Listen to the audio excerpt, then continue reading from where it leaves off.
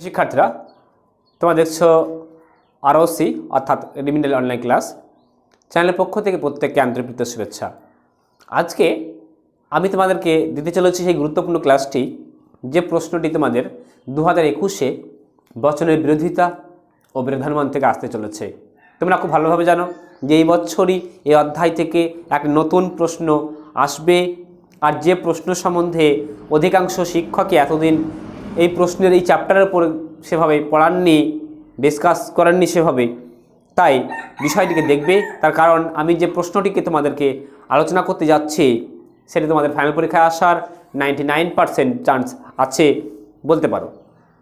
দেখো, আমি এই অধ্যায় থেকে যে প্রশ্নটি লিখেছি সেটা হচ্ছে বচনের বিরোধিতা কাকে বলে, ইহা কয় প্রকার ও কি কি। তো বচনের বিরোধিতা কাকে বলে, তাহলে এটাকে অ্যাটেন্ড করতে গেলে তোমাকে প্রথমে পয়েন্ট করতে হবে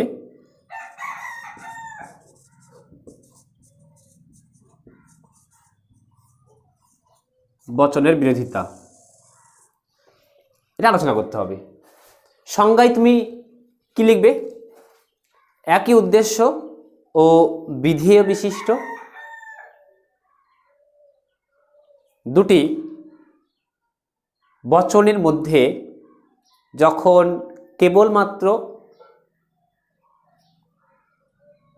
গুণের কিংবা কেবলমাত্র পরিমাণের কিংবা গুণ এবং পরিমাণ উভয় দিকের পার্থক্য পরিলক্ষিত হবে, তখন সেই বচন দুটির বিরোধিতার মধ্যবর্তী যে সম্বন্ধ, তখন তাকে বলা হবে বচনের বিরোধিতা। আশা করছি সংজ্ঞাটি বুঝতে পেরেছ। যদি তোমাদের নোটসের প্রয়োজন হয় তোমরা কমেন্ট বক্স থেকে জানাবে, আমি অবশ্যই তোমাদেরকে পিডিএফ দেওয়ার চেষ্টা করব। তাহলে বুঝতে পারলে কি বললাম সংজ্ঞায়, যে একই উদ্দেশ্য বিধেয় বিশিষ্ট দুটি বচনের মধ্যে যখন কেবলমাত্র গুণের কিংবা পরিমাণের কিংবা গুণ এবং পরিমাণ উভয় দিকের পার্থক্য পরিলক্ষিত হবে, তখন সেই বচন দুটির মধ্যবর্তী বিরোধিতা যে সম্বন্ধ তাকেই বলা হয়েছে বচনের বিরোধিতা। এই বচনের বিরোধিতা কয় প্রকার? আশা করছি টেক্সট বই প্রত্যেকে পড়েছো। সেখানে দেখবে একটি ছক করা চারকোনা এবং কোনাকুনি দুই দিক থেকে দুটি রেখা টানা হয়েছে, সেটা বলা হয়েছে সাধারণ বিরোধ চতুষ্কোণ। তোমাকে এটা কিন্তু সাধারণ বিরোধ চতুষ্কোণ অনুযায়ী লিখতে হবে। বিরোধিতা কয় প্রকার বললে এখানে তোমাকে লিখতে হবে যে বিরোধিতার প্রকার। প্রথমে তুমি এবার এখানে সংজ্ঞা লিখলে, সংজ্ঞা লেখার পরে পারলে শেষে একটি উদাহরণ দেবে, এক্সাম্পল হিসাবে একটি লিখলে। কীরকম? ধরো লিখলে যেমন সকল মানুষ হয় সাহসী, তারপরে কোনো মানুষ নয় সাহসী। তাহলে আমি এখানে সংজ্ঞা আলোচনা করলাম। সংজ্ঞা আলোচনা করার পরে তুমি যদি নোটসকে তোমার স্ট্যান্ডার্ড করতে চাও তাহলে অবশ্যই এই পদ্ধতি যাবে, দিয়ে শেষে একটা উদাহরণ নিলে সকল মানুষ হয় সাহসী, কোনো মানুষ নয় সাহসী। দেখো, একই উদ্দেশ্য একই বিধেয়। এখানে পার্থক্য কি হলো? এখানে পার্থক্য হলো হয় আর নয়, শুধুমাত্র গুণের পার্থক্য হয়েছে। এবার তুমি পরে আসবে, দেখো বলা হয়েছে কি কয় প্রকার ও কি কি। এখানে তুমি পয়েন্ট করলে প্রকারভেদ, ঠিক আছে? প্রকারভেদ পয়েন্ট করলে প্রকারভেদ অর্থাৎ কয় প্রকার। বচনের বিরোধিতা 4 প্রকার। কি কি? বচনের বিপরীত বিরোধিতা, অধীন বিপরীত বিরোধিতা, অসম বিরোধিতা আর বিরুদ্ধ বিরোধিতা। আবার বলছি, বচনের বিরোধিতা কয় প্রকার? 4 প্রকার। 1 নম্বর বিপরীত বিরোধিতা, 2 অধীন বিপরীত বিরোধিতা, 3 নম্বর অসম বিরোধিতা, আর 4 হচ্ছে বিরুদ্ধ বিরোধিতা। আশা করছি মনে থাকবে।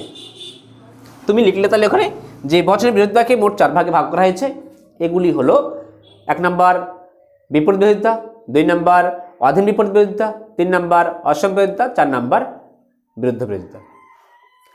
দিয়ে কি লিখবে? প্যারাটা চেঞ্জ করে লিখবে, আমি উক্ত 4 প্রকার বিরোধিতাকে নিম্নে উদাহরণ সহ আলোচনা করছি। তুমি প্রত্যেকটিকে এবার পয়েন্টস করবে। কি পয়েন্টস করবে? 1 নম্বর পয়েন্টস করবে বিপরীত বিরোধিতা। 1 নম্বর পয়েন্ট করবে বিপরীত বিরোধিতা দিয়ে তুমি বিপরীত বিরোধিতার সংজ্ঞা দেবে। সংজ্ঞা দেওয়ার পরে একটা উদাহরণ। দেখো আমার বোর্ডটা ছোট, সবটা আলোচনা করা সম্ভব নয়, আমি তোমাদেরকে বলছি, বিষয়টি ভালো করে ধরে নেওয়ার চেষ্টা করবে, কারণ এর থেকে আর স্ট্যান্ডার্ড করার মতো ক্ষমতা কিন্তু আমার নেই। আমার মধ্যে যতটুকু আছে তোমাদের মধ্যে আমি কিন্তু সেটা শেয়ার করার চেষ্টা করছি, আর আশা করছি তোমরা নিতে পারলে অবশ্যই 100% উপকৃত হবে। তো বিপরীত বিরোধিতা পয়েন্ট করলে দেখি লিখবে, একই উদ্দেশ্য ও বিধেয় বিশিষ্ট দুটি সামান্য বচনের মধ্যে যখন কেবলমাত্র গুণের পার্থক্য পরিলক্ষিত হয় তখন সেই বচন দুটির মধ্যবর্তী সম্বন্ধকে বলা হয় বচনের বিপরীত বিরোধিতা। যেমন এ আর ই, এ বচন লিখলে যেমন আমি লিখলাম একটু আগেই যে উদাহরণ দিয়েছিলাম, এটাকে বিপরীত বিরোধিতা দিতে পারো। এ বচন লিখলে সকল মানুষ হয় সাহসী, ই বচন দিয়ে লিখবে কোনো মানুষ নয় সাহসী। তোমার বিপরীত বিরোধিতা কমপ্লিট। এবার কি লিখবে? 2 নম্বর পয়েন্টস আসবে অধীন বিপরীত বিরোধিতা। সেখানে কি সংজ্ঞা লিখবে? একইভাবে সব শুরু করবে, একই উদ্দেশ্য বিধেয় বিশিষ্ট দুটি বিশেষ বচনের মধ্যে যখন কেবলমাত্র গুণের পার্থক্য, এখানে কিন্তু পরিমাণ হবে না, কিন্তু আগেরটাও বিপরীত বলেছিলাম গুণ, এখানে দেখো বলছি, আবার বলছি গুণ।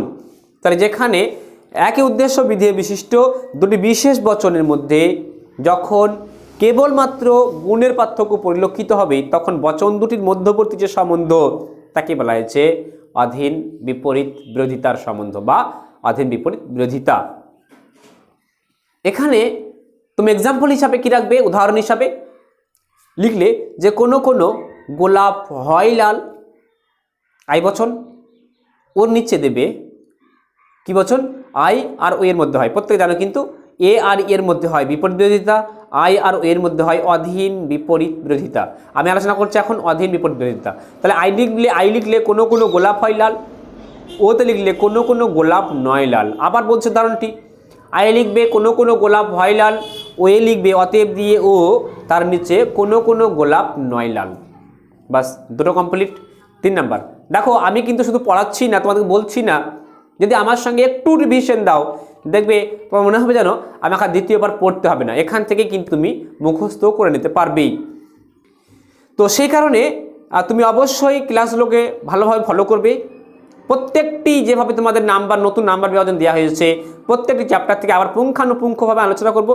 আর যেহেতু প্রশ্নের সংখ্যা এক এক চ্যাপ্টার থেকে বেড়ে গিয়েছে, ফলে ডিপলি প্রশ্ন হবে, আমি ডিপলি তোমাদের প্রত্যেকটি অধ্যায় থেকে সেই জাতীয় প্রশ্নগুলোও করব। তার জন্য অবশ্যই তুমি নতুন হলে চ্যানেলকে সাবস্ক্রাইব করে বন্ধুদের সঙ্গে এইরকম গুরুত্বপূর্ণ ক্লাসগুলোকে শেয়ার করতে ভুলবে না। তো চলো 3 নম্বর পয়েন্টস। 3 নম্বর পয়েন্টসে আমি আসছি, সেখানে 3 নম্বর পয়েন্টসে লিখবে যে অসম বিরোধিতা। অসম বিরোধিতার সংজ্ঞা কি লিখবে? যে একই উদ্দেশ্য ও বিধেয় বিশিষ্ট একটি সামান্য ও একটি বিশেষ। এতক্ষণ দেখো বিপরীতে বলে এসেছিলাম কি? দুটি সামান্য। অধীন বিপরীতে কি বললাম? দুটি বিশেষ।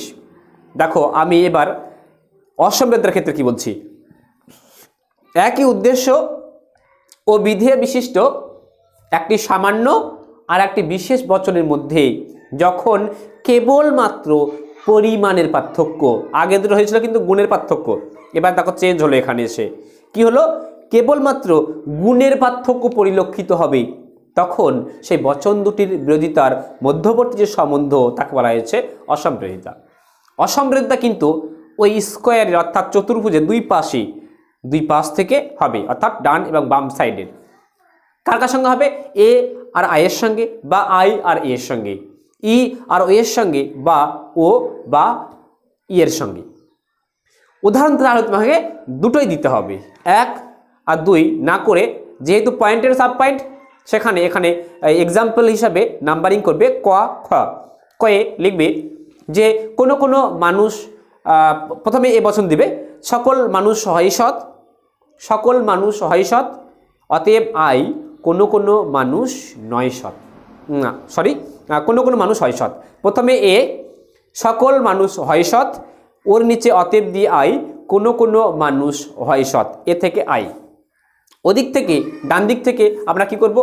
ই আর ও, ওখানে কোনো পশু নয় পাখি, কোনো পশু নয় পাখি, ওপর লিখলে ই বচন, ওর নিচে অতএব দিয়ে আই, কোনো কোনো পশু হয় পাখি, না কোনো কোনো পশু নয় পাখি, ওখানে দুটো গুণের কোনো পরিবর্তন হয় না এখানে, ওখানে ই বচন লিখলে কোনো কোনো পশু নয় পাখি, অতএব ইয়ের পরে অতএব দিয়ে ও কোনো কোনো পশু নয় পাখি, কোনো পশু নয় পাখি আর কোনো কোনো পশু নয় পাখি একই, শুধুমাত্র পরিমাণটা পার্থক্য হচ্ছে, একটা সামান্য থেকে একটা বিশেষ, আর গুণগুলো কিন্তু একই থাকছে।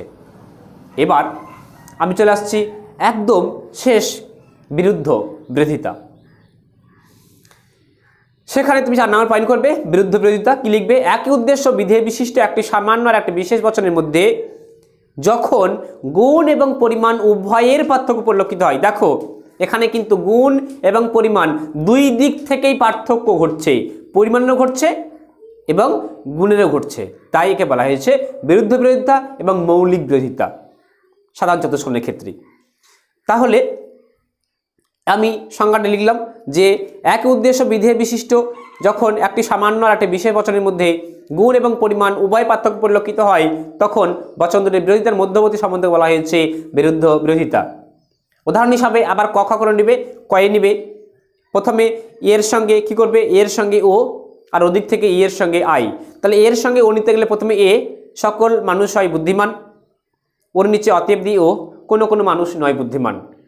উদাহরণ নাম্বার খ, খ পয়েন্ট করলে দিয়ে লিখবে ই বচন, কোনো কোনো আম নয় তেতো, কোনো আম নয় তেতো, ওর নিচে অতএব দিয়ে আই, কোনো কোনো আম হয় তেতো।